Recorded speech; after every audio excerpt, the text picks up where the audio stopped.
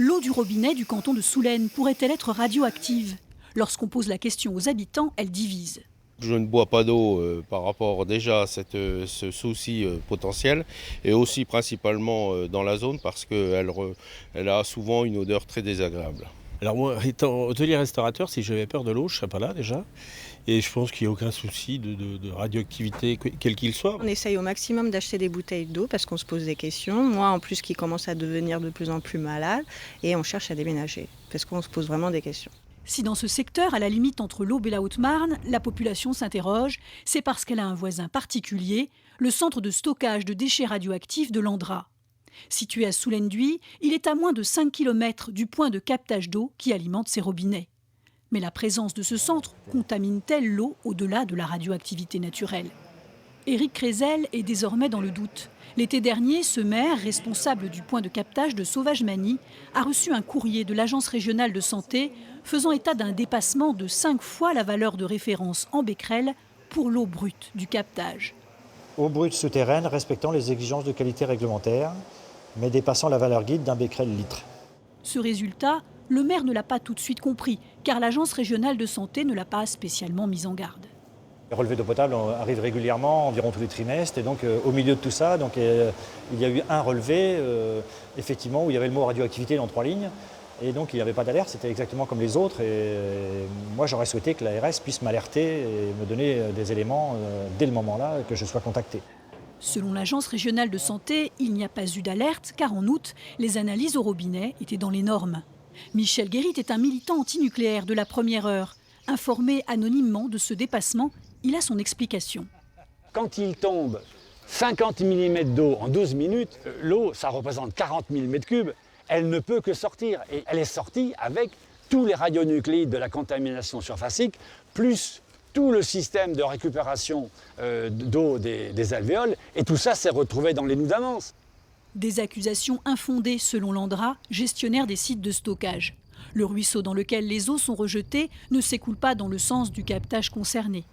Par ailleurs, son directeur rappelle que l'entreposage des déchets est particulièrement surveillé. 20 000 analyses, incluant celles de l'eau, sont faites chaque année sur les 2 centres de l'Aube. 20 000 analyses et aucun pic.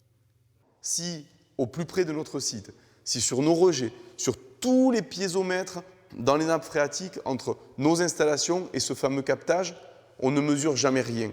La radioactivité, elle n'est pas présente sur l'Andra, elle ne disparaît pas pendant 15 km pour réapparaître à un seul endroit. La radioactivité, soit elle y est, soit elle n'y est pas. Ces arguments sont difficiles à croire du côté des citoyens du coin. Un collectif mené par Louise Berthelot inquiète de constater une explosion du nombre de cancers dans son secteur. Sans partager toutes les interprétations de Michel Guérit, elle a épluché avec lui sur le site du ministère de la Santé les résultats de l'eau distribuée près de chez elle depuis 2006. L'eau du robinet, dépendant du captage de Longeville-sur-la-Laine, a connu 4 dépassements. Son collectif demande qu'on recherche plus systématiquement les radionucléides artificiels pour mieux évaluer les risques pour la santé.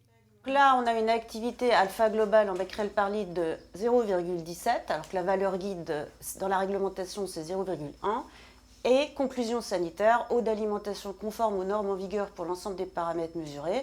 Donc on ne comprend pas pourquoi, alors qu'il y a des dépassements, ils disent que c'est conforme. Nous, citoyens du coin, on ne dit pas que c'est Soulaine. On n'en sait rien. Nous, ce qu'on dit, c'est pour l'instant, tel que c'est mené, les analyses ne nous permettent pas de savoir vraiment ce qui se passe. Face à ces questions, l'Agence régionale de santé se veut rassurante. Elle reconnaît qu'elle aurait pu communiquer davantage, mais elle affirme que les dépassements constatés sont ponctuels et faibles. L'eau serait de bonne qualité. On n'observe pas une présence de radioactivité, on va dire, qui serait de nature véritablement à poser des difficultés. On a d'autres régions en France, dans le Limousin ou dans les secteurs comme ça, plus bretons, où on retrouve du radon en quantité très importante, où là, effectivement, on a une présence de radioactivité dans l'eau qui peut aller jusqu'à une bonne centaine de becquerels. Hein. Là, nous, on est un artefact, c'est arrivé une fois 5 becquerels, le reste du temps, c'est un becquerel qui est à peine perceptible. Donc on est quand même dans des niveaux relatifs, si vous voulez, qui sont pour le secteur très faibles, quoi. Pour rassurer les élus et la population, l'Agence régionale de santé s'est engagée à prendre à sa charge en 2019 des analyses d'eau plus poussées.